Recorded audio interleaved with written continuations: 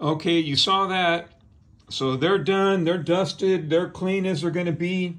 I've been even handling them with the paper towel to keep my own oil off them. Although when you stain them, that won't matter. You will find a few imperfections, like for example, this flat surface and this flat surface, although they come to a point, it doesn't exactly line up with the joint right there. See how that corner's like not perfectly aligned, but everything's flat. Also on this particular corner, you'll see that both of these woods are not the exact same thickness at that point.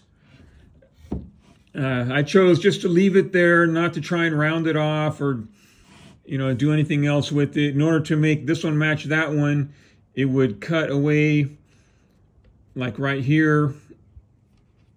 So, I mean, okay. Also, these two inner surfaces,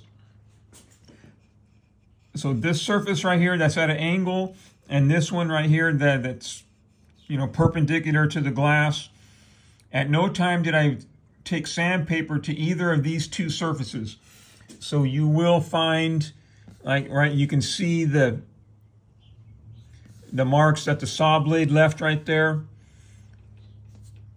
I did that on purpose. It'll give you, a slight different texture. Okay, so there's a slight gap right here. A true woodworking professional, not just an ordinary man, would have seen that, and then he would have taken his wood putty, added some brown dye to it, just a very small amount, and mixed it up, stirred it up until the wood putty was matching, this color right there, very, very close.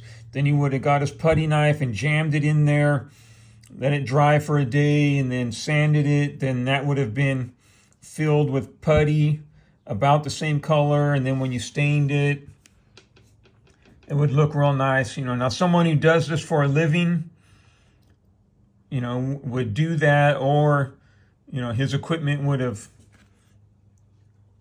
allowed him to avoid that, right? Because the joint's tight right there, but there's a gap right there. So don't try to putty that now, because you'll have to sand it down, and it's an imperfection, but that's how things are sometimes. Okay, I'm also going to include 2 pieces of paneling, of thin paneling, so that you can build 2 of these. Okay, now what is this, you ask?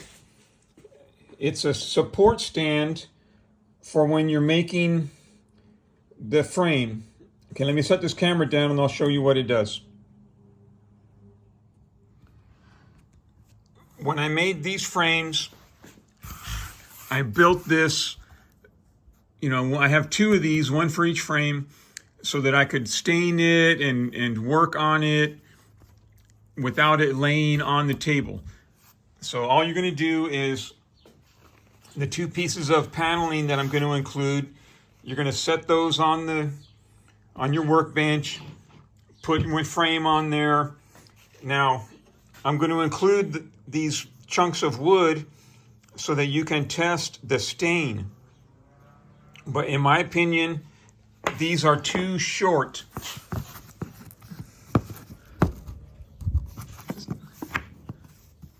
Right, so this one's like almost 2 inches, and I don't know what that one is, but I prefer to have room to work right here.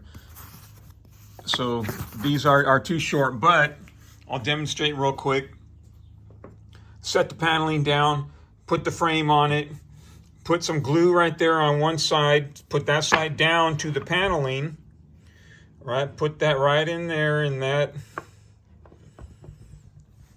Get you another one, glue on one side, the glue down to the paneling.